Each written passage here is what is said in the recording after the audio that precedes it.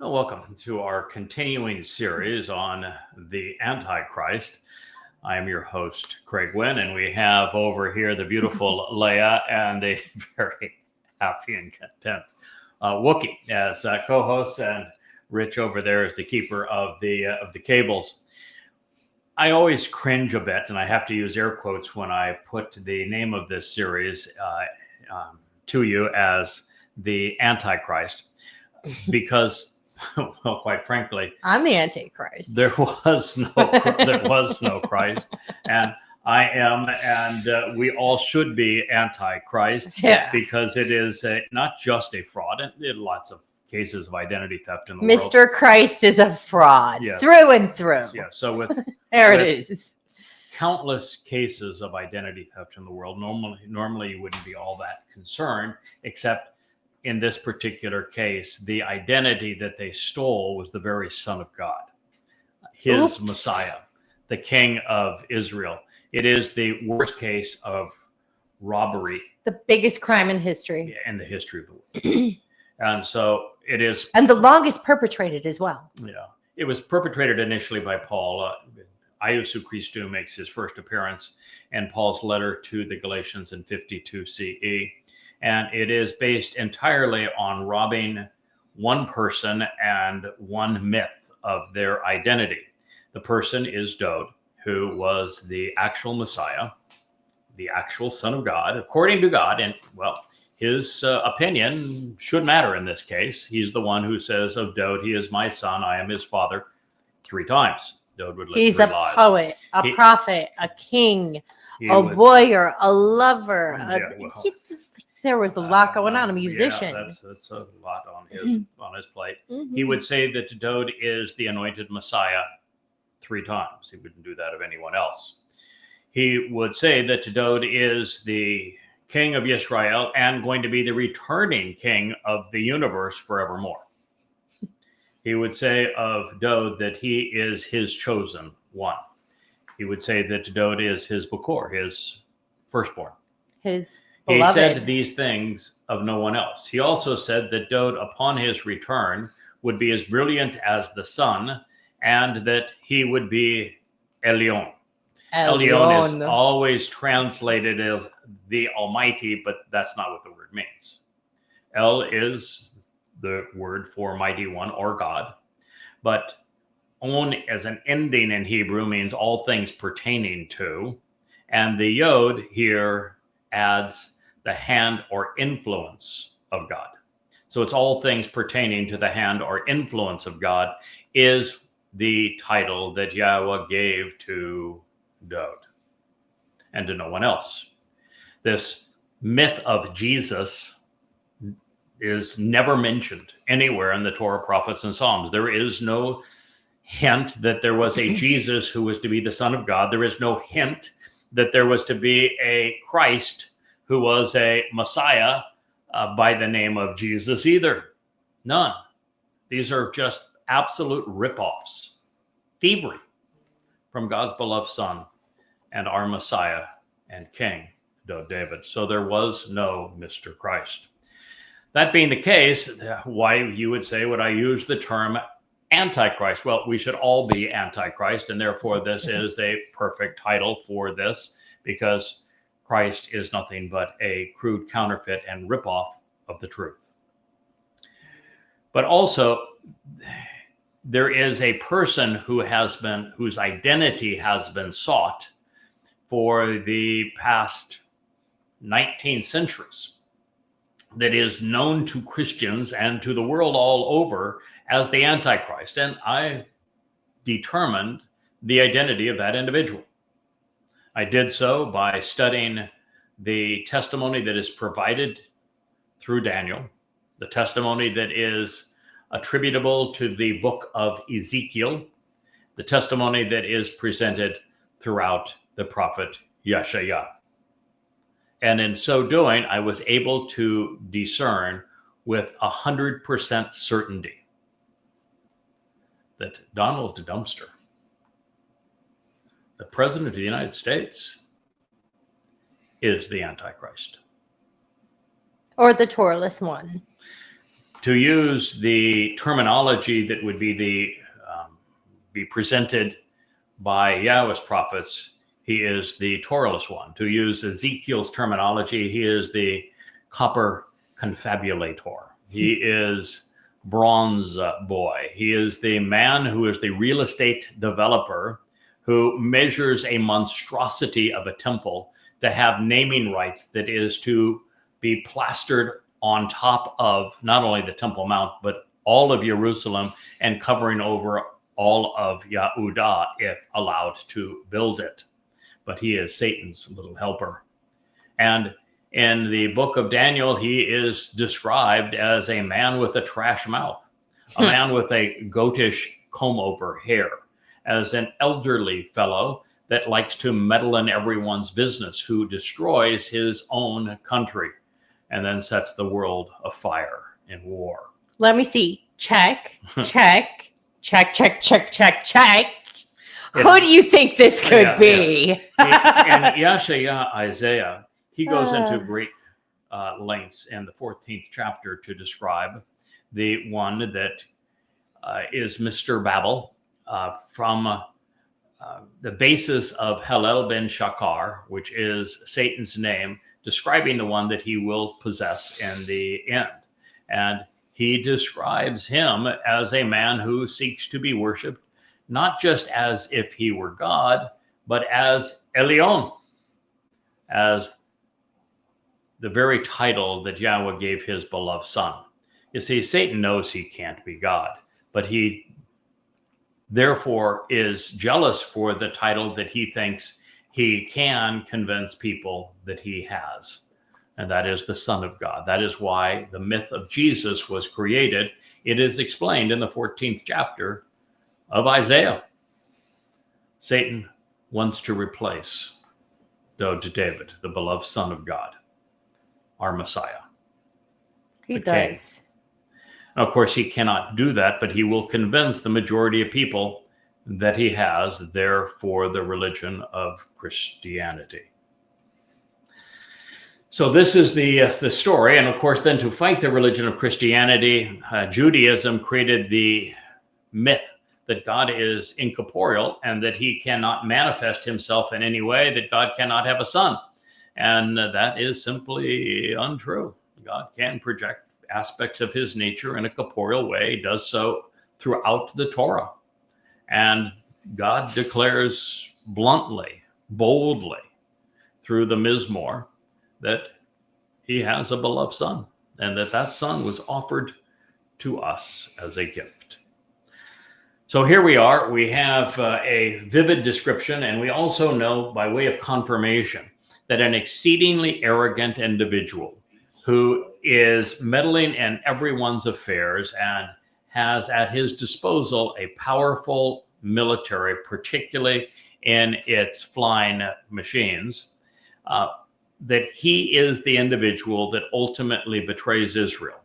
He is the one who offers the heart of Israel to be an Islamic state. And that individual is an American, based upon the testimony of Isaiah in the 18th chapter.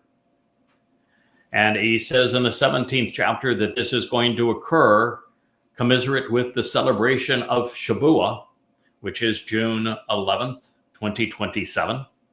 There's also a celebration of Shabuah on 22 May of 2026.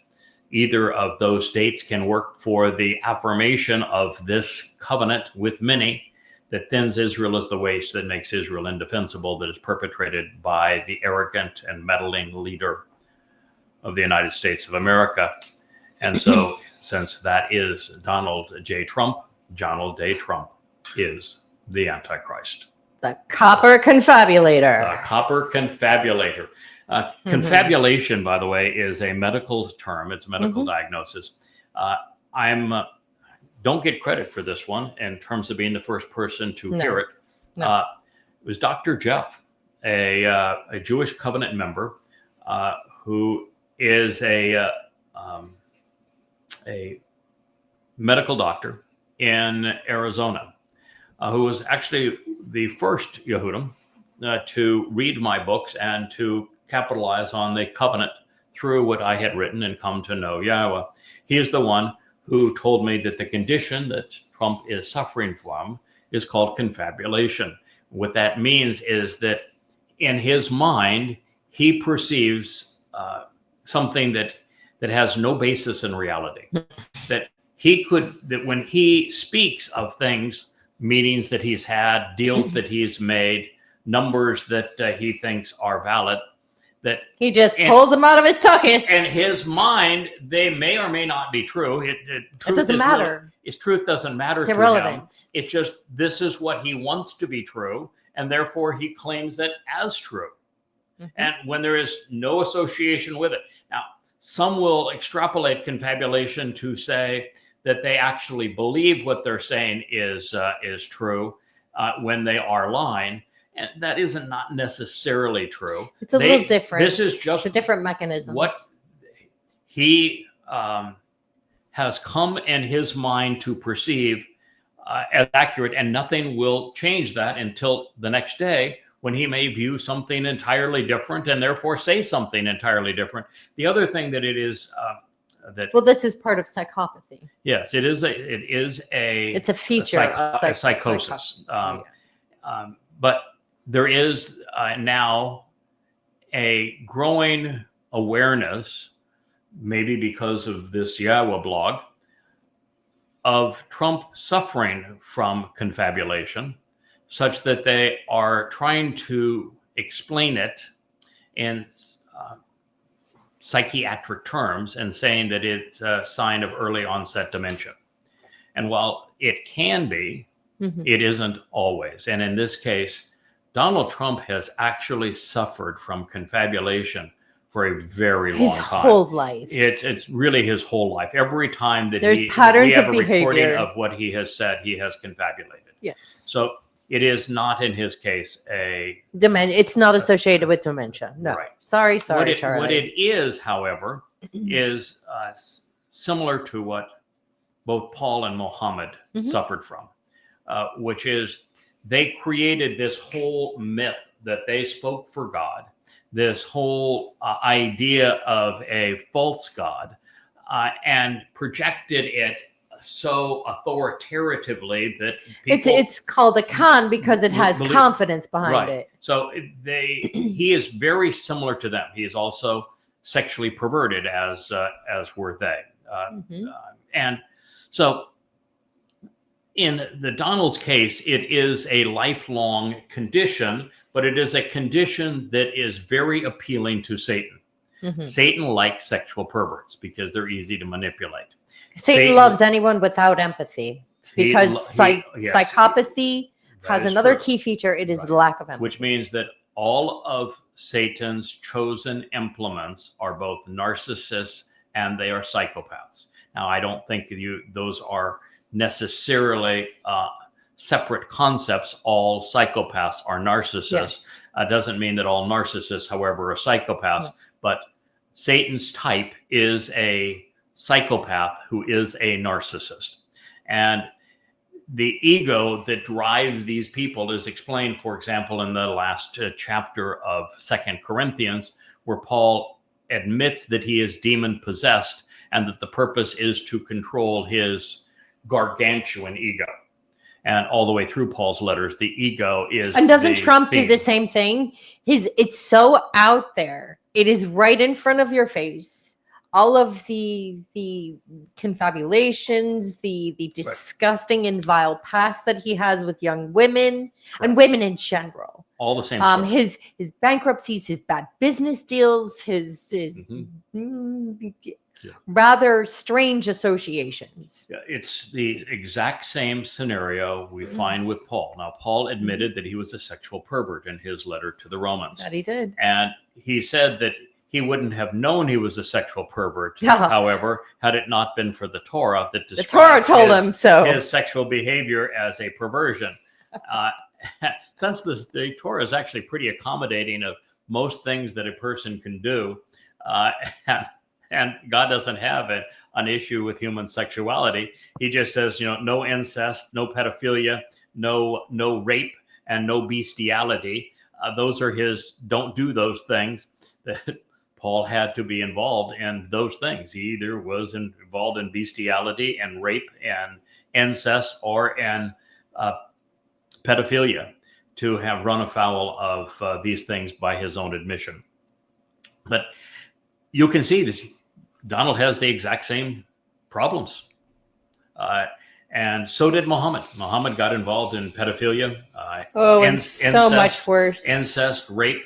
Necrophilia. Muhammad was the most sexually perverted man to ever have achieved status in the world. And so Satan has a type. And these individuals, these psychopaths, these confabulators, these men of colossal egos, these are Satan's type. And 2 of the 3 admitted to being demon-possessed. And I'm just simply answering the question for you. Yes, Donald Trump is demon-possessed. I don't know if Donald Trump has been demon-possessed his whole life. That's not my call. I can tell you that there is such an enormous difference between Donald Trump 45 and 47 that it is obvious to me that demon possession is what has taken confabulation to the a whole new level, and that it would have occurred when Donald was feeling blue. When he lost the previous election, he couldn't take it, couldn't process it. He had to blame everybody else for it. When he then lost it's a narcissistic wound. Legal case after legal case, and was shelling out millions of dollars that he didn't have to give. And he was going bankrupt. He was unpopular. He was being sued to the point that he was about to lose cases that were going to send him to prison. And as a result of these things, he was an egotistical man that had been spit out and chewed up, and he made a deal with the devil. And so the difference between Donald Trump 45 and 47 is explained by the realization he is now demon-possessed. And if you look at his eyes when he speaks, when you listen to the things he says, it's so far beyond confabulation. It's so far beyond pre-January narcissism. 6th and post-January 6th, look into the eyes. Yeah. I'm not joking. There's something there. Donald Trump's demon-possessed. It's weird.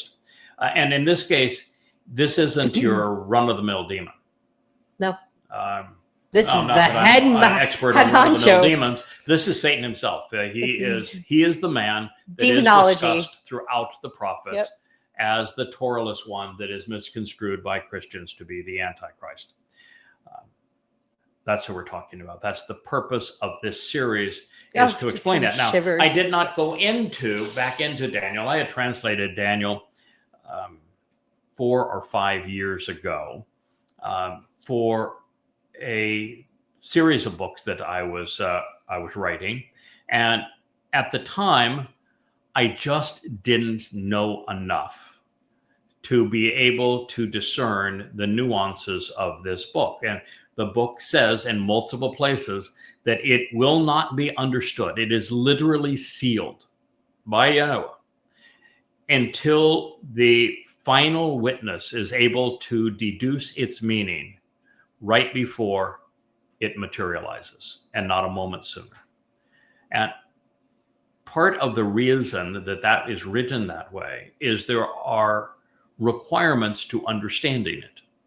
And one of those requirements, for example, is knowing about prerequisites. You have to know about the Shabuah harvest and what it represents, and approximately when it's going to be fulfilled. You have to know an enormous amount about the most complicated and expressive, beneficial day on God's calendar, which is the day of the herald, Towrah. You have to know what's going to happen that night with the final ingathering of Israelites, the olives. You have to understand what's going to take place the next day with the sacrifice of the Adam of Parah and of Elijah's role in being the master of ceremonies for this event, just as he was when he impugned Israel's propensity to be religious and political 40 Yobel, 288 years prior to this date on Towrah in 2033. It's the 24th of September to a full solar eclipse. And once you know what the purpose is of that event and how Yahweh is going to, and he proclaims this in Zechariah, bring the remnant of Israel from around the world into Jerusalem for the express purpose of being purged by this celebration of the life of the Adamah Parah, which is not, by the way, a red cow. Adamah does mean red. It also means man. And Adam being man, as Adamah, it then would speak of red. And it is addressing Parah. And Parah means a productive bull. So it's a bloody red man of the earth who is serving as a productive bull is the Adamah Parah. And you need to understand how that sacrifice of the Adamah Parah at this time is used not only to rid Israel of all of its enemies, but also to purge the mortal remnant of Israel so that they're ready for the family reunion on Yom Kippurim 10 days later, as the earth is transformed back into the conditions that we experienced in Eden. And until you know that date for certain and what's going to happen on that date, you aren't in a position that you can process any of the information that is provided by Gabriel and Michael. In fact, you even have to, as a prerequisite, understand Hebrew to the point that you know who Gabriel is. Gabriel is presented multiple times as a man, not as a malach. He is a man. Full stop. And Gabor from Geber means strong man. And Gabor would be strong, powerful, fighter, brave, courageous, capable man. And it is El of God. So it's God's most confident, capable, and courageous man is the Gabriel. Or simply and there's God's only one bravest. man that meets that criteria. It's Dode. Dode David is the primary prophet that is recorded in the book of Daniel. In fact, in the 9th chapter, when he is speaking of the Messiah, he's speaking of himself and dates his arrival to fulfill Chag Matzah, Pesach Matzah, and Bakurim in 33 CE, which is year 4000 Yah. And so you have to know that.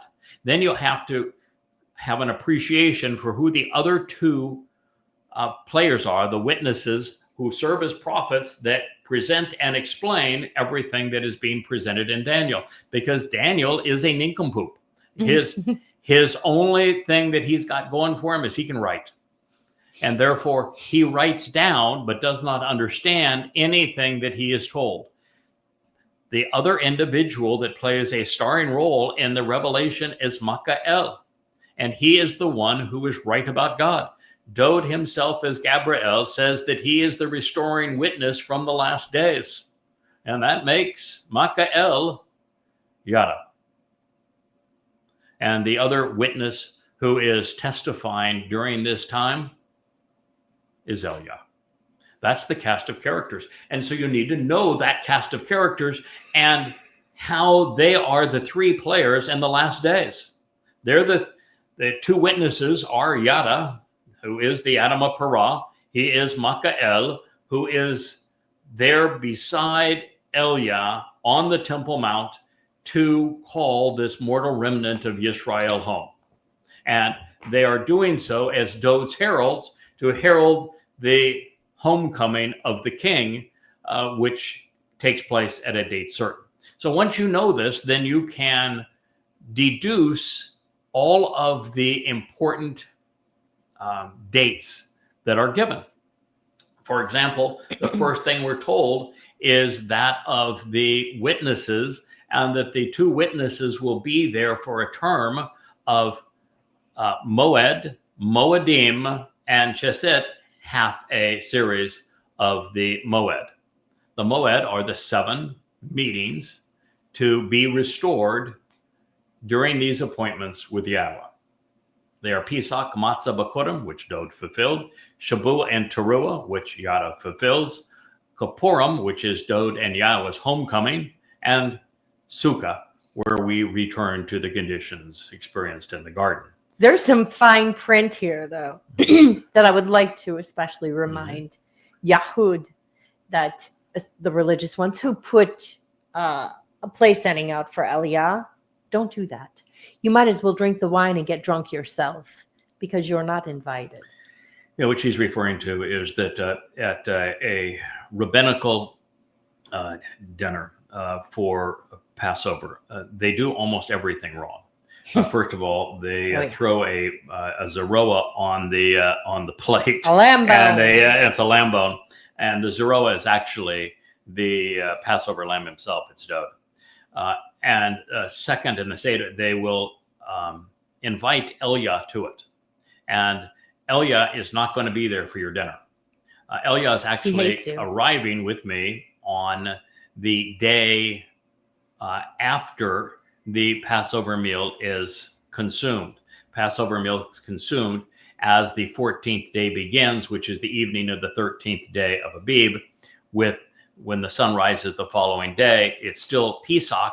That is the time that Elijah is arriving. He's going to have Passover dinner with Dod and Yahowah in heaven prior to coming down to fulfill the responsibility of drawing our attention to Passover.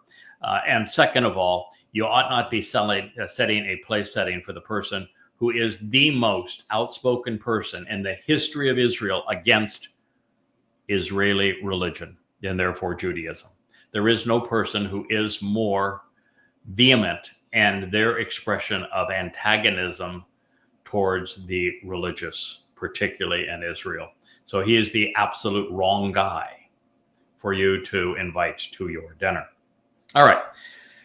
So when you understand all of these things, you know that the concluding date for the time of Yaakov's troubles, which is the subject of much of Daniel, is on Towrah during the sacrifice of the Adamah Parah, orchestrated by Elia on the Temple Mount, when Yahowah brings the remnant of Yisrael from around the world to benefit from this and eliminates all of Yisrael's enemies at the time, which would include all of the Islamic jihadists who have stormed into Israel to wreak havoc with the nation.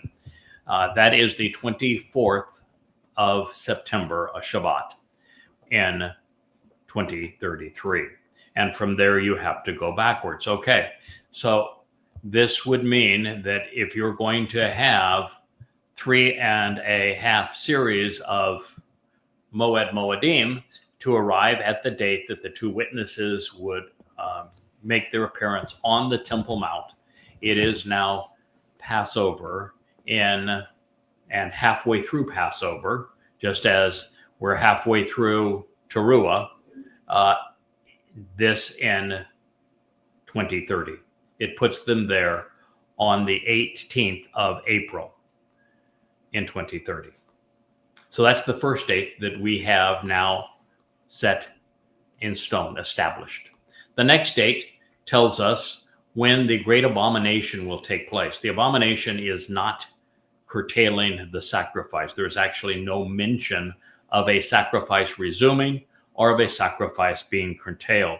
What we do know is that the great abomination is when the corporeal manifestation of Hasatan, Donald Trump, will announce that he is a god.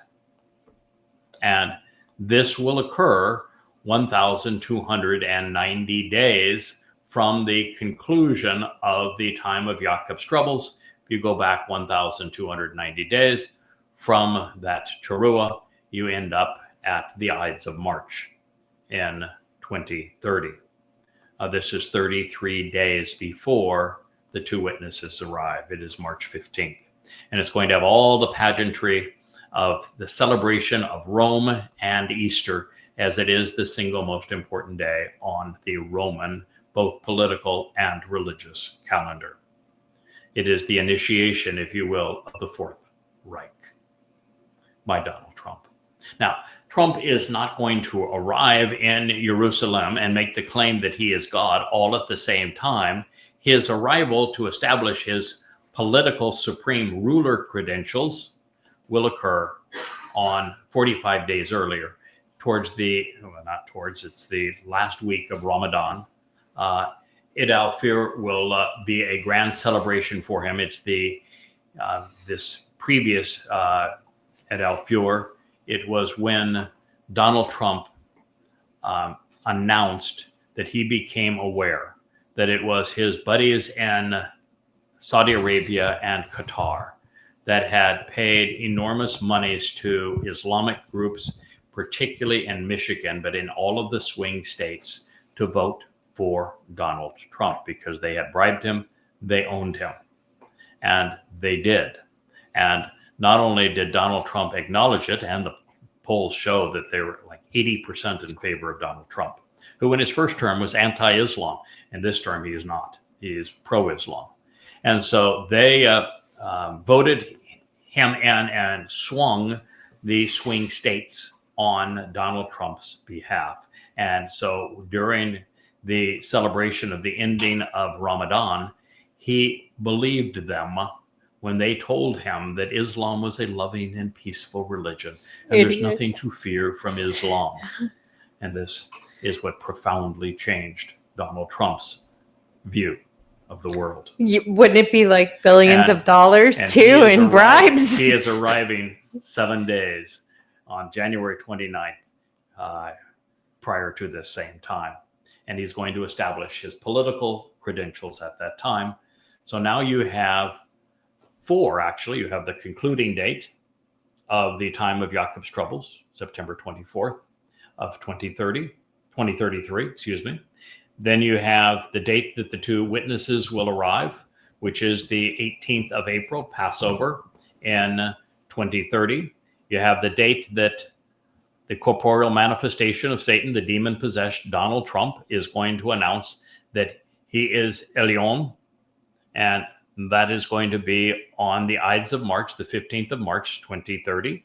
And we're told that he arrives in Jerusalem 45 days prior to that, which would be the 29th of January during the last week of Ramadan.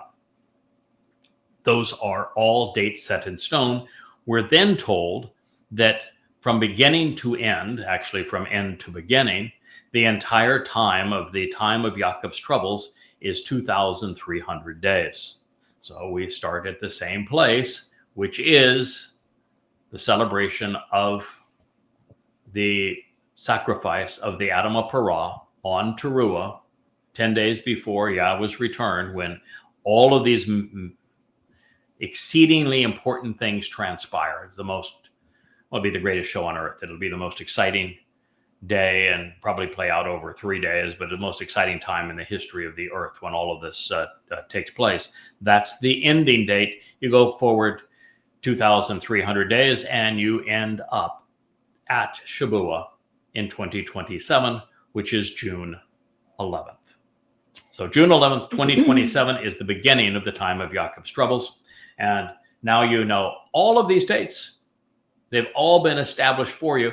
And that was the primary reason that I went back to Daniel, is that I knew all of these dates were established. And then there's one more to be established that'll be in a future program, is that David, as Gabriel, provides the exact moment that he will be fulfilling Chag Matzah in year 4000 Yah, which is 33 CE. And that date then gives you the ability to say, therefore, that is 4,000 Yah. 6,000 Yah becomes 2033. And we can go backwards, and we know that in 1968 BCE was the dress rehearsal for all of this. And the first presentation of Passover occurred in 1968 BCE on Mount Moriah, with Abraham and Yishak serving in the role of Yahweh and Dod, fulfilling Passover on exactly this place, so that 40 Yobel, 2,000 years thereafter, Dod is in that exact same place, and the city of Dod on his Temple Mount, serving as the Passover lamb. and even wrote about how he would be crucified at this time in Roman fashion 1,000 years before he endured the indignity of it. It is an extraordinary story. It is the single greatest discovery ever offered. No one has ever come up with something that is more profoundly important for humankind than to realize that Dode David is the person who was sacrificed via crucifixion as the Passover lamb in year 33 CE, 4,000 Yah.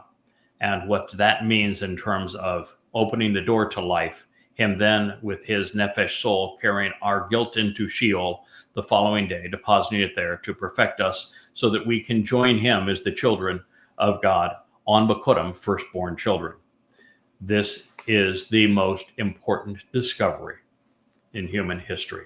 He even speaks about it in first person.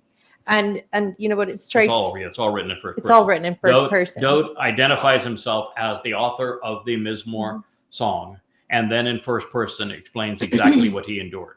It is the only eyewitness account that we have of what happened on Pesach, Matzah, Bekurim in 33 CE. And it is precisely accurate. It is so accurate that what you find is that Dode explained the nuances of crucifixion and how it actually causes the body to die. Medically, almost 3,000 years before we would understand it. And 1,000 years before he endured it. And 700 years before it had even existed as a form of torture and death. And before Rome even existed. And it's just so profoundly important as a prophecy, as is the one that we will get to, which is the last of all of these important Dodean prophecies that tells us exactly the day that Dode would fulfill Chag Matzah, Pesach, Matzah, and Bekurim in year 3,000 Yah. And there is a second witness, and that is Yahweh, who the song is written by Yahweh to Dode that says, if he's not the Messiah, then I'm a liar. Is that it? Because that's what religion does. It calls Yahweh a liar. Yeah, I think that there's a better way. They all have their own false messiahs that they've foisted up, all of them counterfeits to the real thing. My lovely wife has interjected a conclusion without telling you the pretext that is necessary to understand the conclusion, but I'm happy to do so because it was a very profound statement. The most important lyrics ever written, the most valuable song ever sung, is called Dode's Song. It is the 89th Mizmor, the 89th song. It was written by Yahweh on behalf of his beloved son, and it makes copious claims about Dode David. It calls Dode the Messiah, calls him the Zeroah, the sacrificial lamb of Pesach. It calls Dode the chosen one, calls Dode the very son of God. It tells us that Dode is the one who is the exemplar of the covenant, that he is the one through whom Yahweh enabled the covenant's promised benefits. And it says that Dode is the one who will be returning with Yahweh as brilliant as the sun and as Elyon. There are many claims in it, and the claims are stunningly important. Clear cut. And it is Yahweh's pronouncement that affirms everything that I'm telling you is true and undeniably true. In one of the statements towards the end of the psalm, Yahweh says that if you fail to acknowledge what he has said, that Dode is the Messiah and no one else, that Dode is the Son of God and no one else, that Dode is the chosen one and no one else, that Dode is the Zeroah, the sacrificial lamb of Passover, and no one else, that Dode is the one who is returning to him, with him, as brilliant as the sun, and no one else. That if you do not agree with those things, that you propose a different alternative, like Bar Kokhba, or like Iesu Christou, that you are calling God a liar. Therefore, the very basis of Christianity is to call God a liar. He does not take that very well. He does not also like your idea of hoisting up a dead God on a stick or showing what is really his son being crucified. He finds it disgusting. And equally disgusting is Judaism, which was based on the false Messiah, Bar Kokhba, from which Jews get their six-pointed star. So this is the great crime, the great travesty of human history. And it all comes to with all of this background that is essential for you to know. And during these culminating days, Hasatan is going to make his last attempt to achieve what he wants most. What does Satan want most, Leah? He wants to kill everyone, but starting with Jews. And that is a unique perspective that very few people have. If you know what Yeshaya says about Hasatan, your answer might be that he wants to be worshipped as God, but he actually says he wants to be worshipped as Elyon, and that's Dod's title. The fact of the matter is, in that same text, it says that this corporeal manifestation of Satan is not only going to destroy his own country, but he's going to leave the world almost lifeless. He's going to kill billions. And this is what this war footing is right now that Donald Trump is on with his nuclear confrontation with Vladimir Putin. Now, Mental midget. the basis of the Quran, its fundamental basis, when you get it all down to its core, that Allah has declared war on all humankind. It is genocide. Apartheid that leads to genocide. According to the Quran, all Muslims must die killing for Allah. After all Muslims have died killing for Allah, there is no one left on the planet. Hasatan is Allah, and Hasatan hates humanity. A dead world is his victory because he doesn't want to be worshipped. He just wants God not to return, because if God and Dod do not return, the planet remains his. And so our purpose is to defeat him in that regard and to assure that there is a productive Shabuah harvest, a productive Towrah harvest, a productive celebration of the Adamah Parah, and that the homecoming is well attended and celebrated. And spoiler alert, because Yahweh had many prophets, he's told us this is exactly what transpires. That does not mean that we relent and say, well, God's already said it's going to happen. We can go out and play around on the beach. No, we have a job to do. It works out because we work at it. And this is our calling. So you need to know that Satan's autobiography is actually the book of Ezekiel. What is the number one reoccurring theme in the book of Ezekiel, Leah? Rape and murder. It's even worse than that. It is rape and murder. That is the correct conclusion. The book of Ezekiel features 25 ways to kill Jews. And those ways are revolting. They are sadistic. Even beyond what I would have expected of Allah. That's how revolting the 25 ways to kill Jews are presented in the book of Ezekiel. Rape in the book of Ezekiel is 2 entire chapters. It isn't just rape.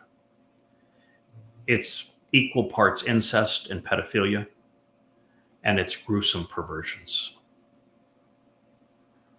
Yeah, the book of Ezekiel, it is Satan's autobiography. In fact, Satan even cops to it. He admits that he was the cherub on the wall, protecting the garden, and that he was the one who misled Chawah. He confesses to the crime. Yeah, that's the thing about Hasatan. He thinks that people are so stupid that he could puts it all out there. He could actually admit who he is. He could tell you, yes, right to your face, that Muhammad and Paul were demon possessed, both of whom admit it, and people wouldn't even care. No. He could call himself Halal bin Shakar and say that which is good and should be celebrated in Islam is halal.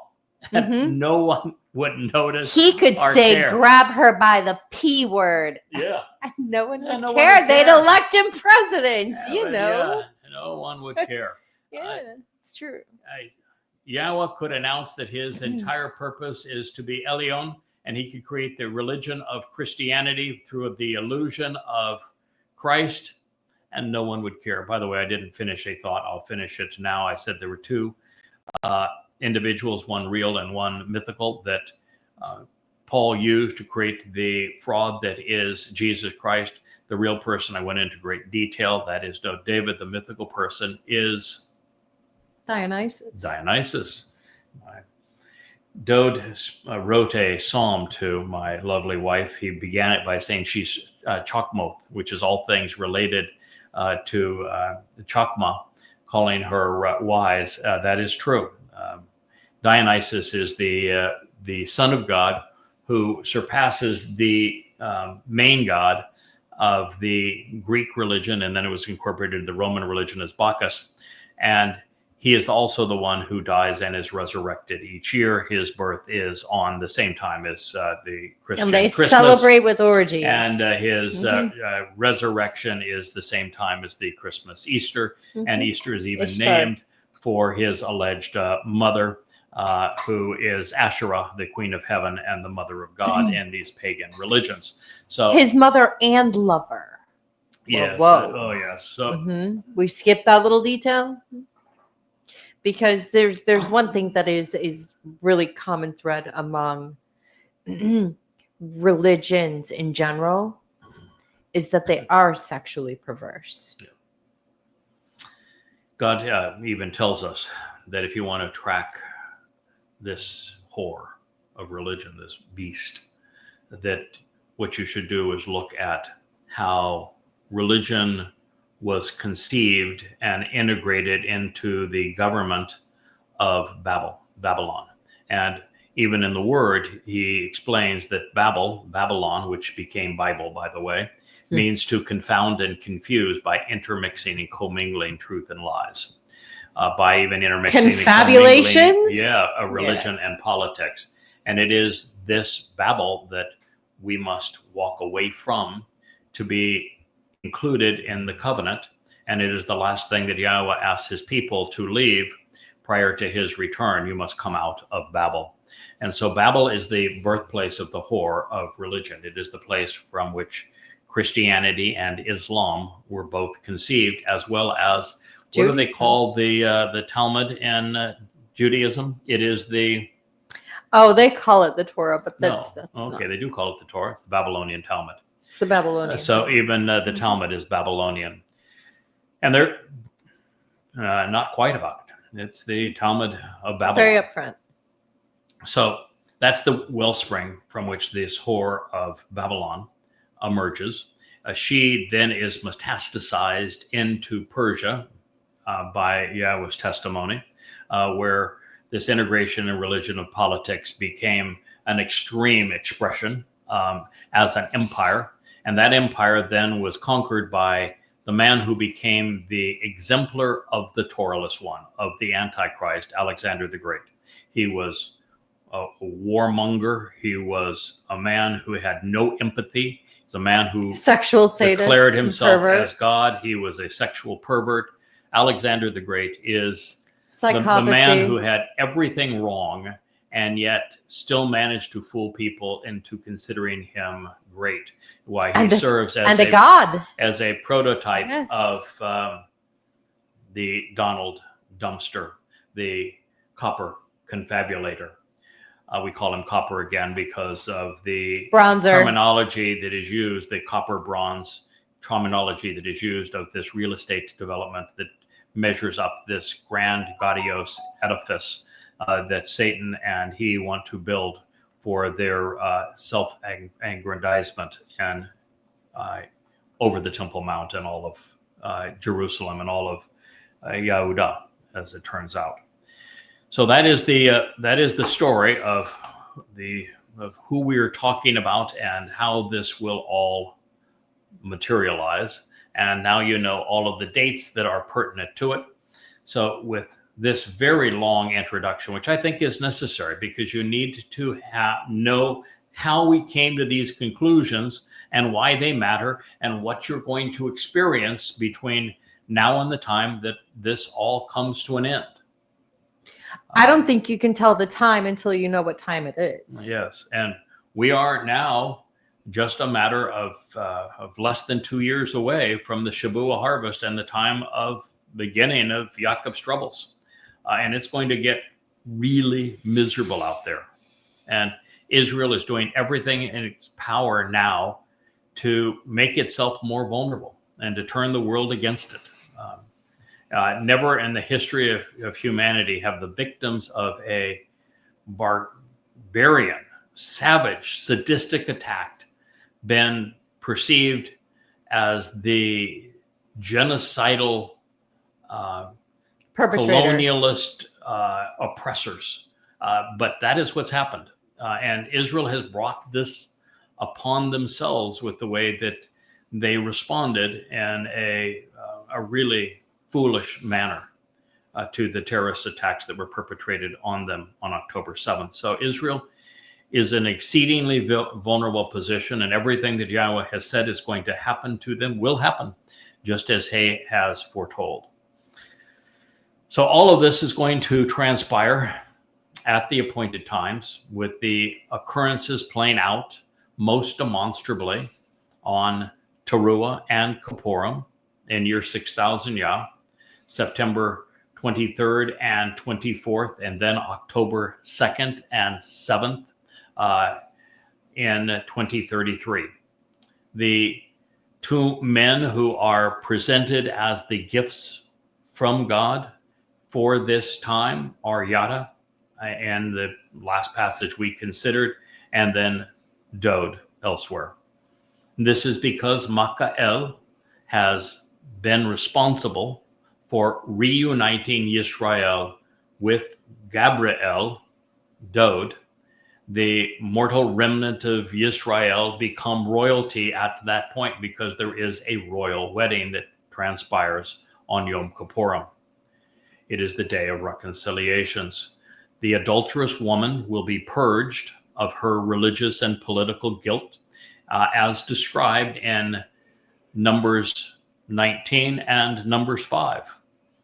And when this happens, she will be betrothed to the returning king, Dod, such that Israel becomes co-sovereign with Dod, the king. And since Dod is Yahweh's firstborn son, this comes with a universal inheritance. Israel, you're going to be positioned based upon the sacrifice of the Adamah Parah to inherit the universe. You're welcome. Indeed, tongue in cheek there. All I have to do is be bludgeoned to death by Hasatan, by the Dama. Can you imagine allowing yourself to be bludgeoned by that beast? To have your heart ripped out by his goons? I have, and literally, he's going to rip out my heart. He's going to drink my blood. He's going to chomp at it. He's going to celebrate what he will call the Feast of the Beast, where he becomes a cannibal, literally eating my flesh and drinking my blood is how he's going to celebrate. That's his celebration of this final act on Towrah. And it's not going to work out real well for him. And even though my corporal body is gone, good riddance, I'm happy to discharge it.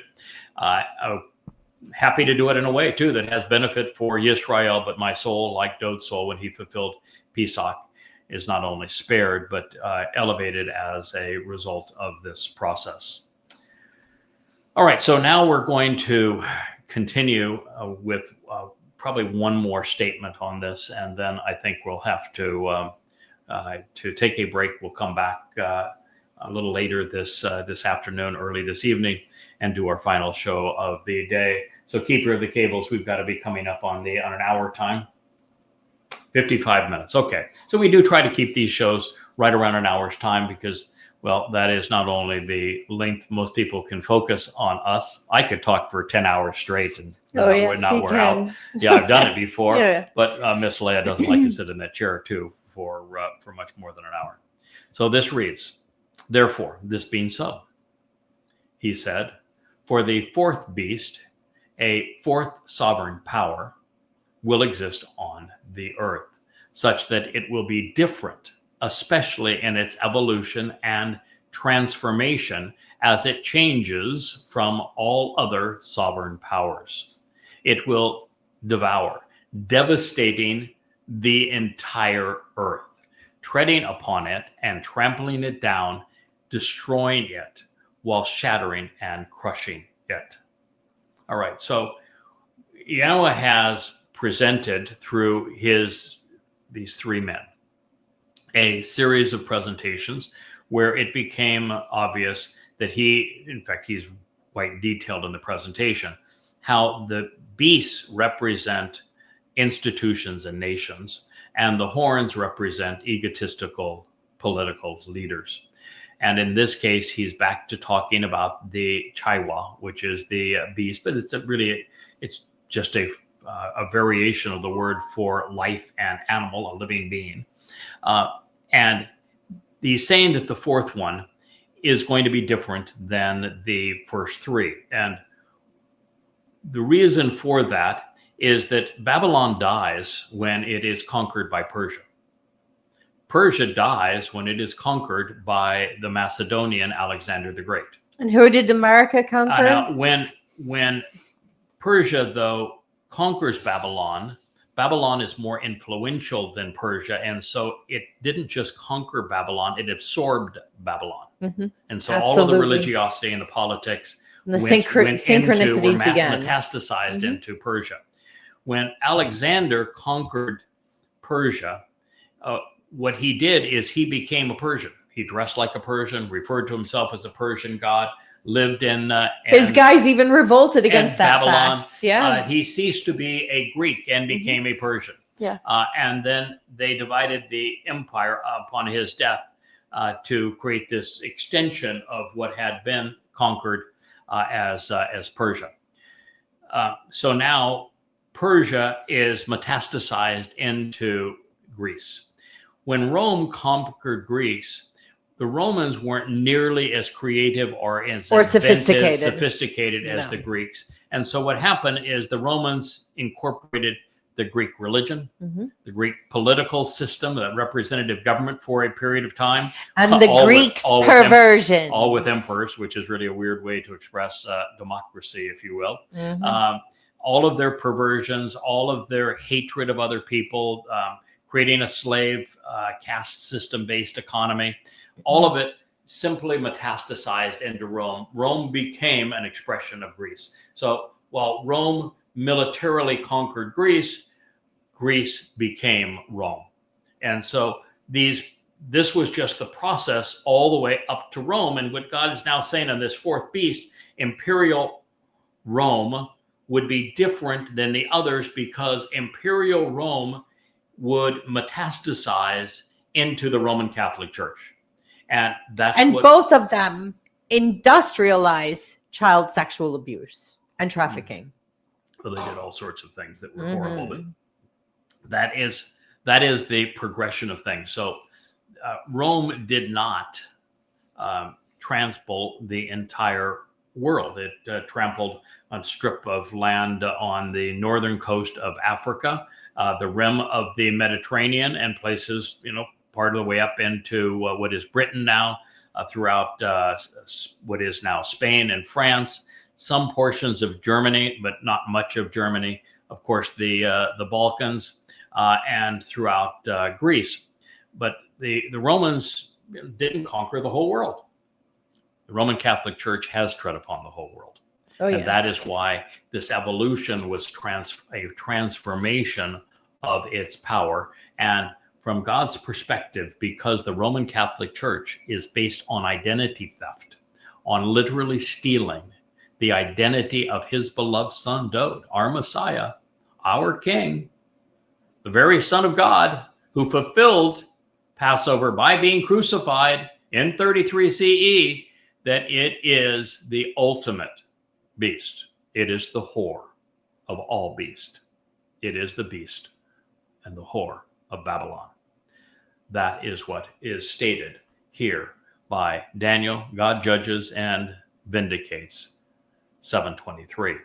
So the succession was previously given. Babylon morphed into Persia. It was morphed into Greece, which was devoured by Rome, making Imperial Rome the fourth beast. But this was different in that it evolved into Roman Catholicism, which in turn tread upon the entire world. And it's not just Roman Catholicism. No, it's 31,000 flavors of Christianity. And of course, also the Orthodox flavors, because the Eastern Orthodox Church, the Greek Orthodox Church, the Roman Orthodox Church, the Coptic Church, all of these things came really out of Constantinople. It was Theodosius via the work that Eusebius had achieved and creating the final illusions that were necessary to have a Roman Catholic Church that just metastasized, and they imposed their caste system on the world and imposed the religion of Christianity. Never would have happened had Imperial Rome not morphed into the Roman Catholic Church. And that is what happened. And it was, of course, devastating for Jews. And a matter of fact, even Hitler's Marxist interpretation of the Holy Roman Empire was called the Third Reich. And Hitler's Donald was Trump's the fourth. Will be the Fourth Reich. No, Hitler's was the fourth. No, it's called the Third Reich. Oh, third. Yeah, Yeah, Third that's Reich. true. Okay, Third his will be the fourth. Oh Fourth. my Yep. goodness. That is correct. So as we discovered, the Roman Empire reached its zenith, and I've shared this in my books. It happened to be in 117 CE as an interesting date because it means that 47 years after Rome razed Yah's temple in 70 CE and 18 years before Roman legions utterly destroyed the Promised Land in 133 to 135 CE, they began a decline that would not be arrested. But at its greatest extent, while large, this beast wasn't nearly as pervasive as some might think. It stretched around, as I've said, the perimeter of the Mediterranean, barely 50 miles wide in the northern African coast. The thin southern rim of the empire extended from northeastern Morocco at the extreme northern portion of Algeria, Tunisia, and Libya, and through the northwestern third of what is today modern Egypt. It included most of Israel and Lebanon. Israel was called Judea at the time, and neither of which were very large. Most of Syria and Turkey, but only a tiny sliver of extreme northern Iraq, and none of today's Iran. Moving west, it ranged from Romania and Bulgaria through the Balkans, and including Greece, Italy, Spain, Portugal, France, and southeastern Britain, but very little beyond, largely because the Germanic tribes liked to fight almost as much as the Romans. Oh, yes. And they were good at devouring legions. Yes, the only ones that fought as well as the Germans. Germans? No, yeah, I know. There was an interesting realization. There was one group of people that actually fought and destroyed more Roman legions than did the Germans. Who would that be? The Jews. Really? There were three assaults on Israel, and the Jews were actually the most effective at destroying Roman legions. Although Rome was because go Yahud because Israel was on the way to Egypt, which Rome loved controlling Egypt when they was stole obsessed it with when they Egypt. stole it from the Greeks. That they would not. They did not stop and were not the least bit merciful when it came to Israel. They just continued to pound Israel into submission. And then it was Hadrian that actually renamed the land Palestina that caused that great disaster that Israel is facing right now. So while that's much larger than Babylonia or Persia, it's about the present size of the United States. Unlike the Roman Catholic Church, Imperial Rome was not worldwide. Although it reached much further north and west, it wasn't much larger than Alexander the Great's conquest, which pushed east from Macedonia through Bulgaria, Turkey, Syria, Israel, Egypt, Iraq, Iran, Turkmenistan, Tajikistan, Afghanistan, Pakistan, and into portions of India. Although Alexander got his clock claimed by the Indians. But since this is addressing an evolving worldwide beast, the Roman Catholic Church and the Eastern Orthodox churches fit the bill. We can include all of Europe and the Middle East, including Arabia, with over 1.3 million Roman Catholics, along with the dominance in the Americas, which is where the current Pope was born, Southern Africa, Southeast Asia, Japan, and even India and China, all under the purview at one time or another of one of the two churches. Therefore, for the fourth beast to be destructive on this scale, Yahweh's messenger was describing the monster which would emerge from imperial Rome to devastate the entire world, the Christian church. And for that, there is one candidate. Generally, it is the Roman Catholic and Eastern Orthodox churches specifically. Now, this is particularly adroit because there is no other instance in world history where an empire, particularly the scale of Rome, evolved into something entirely different and bigger rather than die. Moreover, the Roman Catholic Church is the only organization which has tread upon not only part of the world, but the entire world, but also been at the same time vehemently demonizing to Jews. Well, it's inculcated in the religion, isn't it? As was the case with the previous explanation, this next statement, which we'll save for our program, that'll be our cliffhanger, that reveals that the Towrahless one, during the time of trouble, during the last days, is going to emerge from this whole big mess that has now been described as the evolution or de-evolution, if you will, from Imperial Rome to Roman and Eastern Orthodox Christianity. So we'll save that to our next program. We thank you for listening. This has been a special episode of the YAHOWAH blog on the Antichrist. I am your host, Craig Winn. To my left, and Wookie has decided he'd take a nap. Over there, hiding behind all of the lights, is the keeper of the cable, who may show himself. That is Rich, who has just come back from a lovely stop at the barbershop. There he is, looking especially handsome today. So thank you for listening. We have enjoyed bringing this message to you. Good day.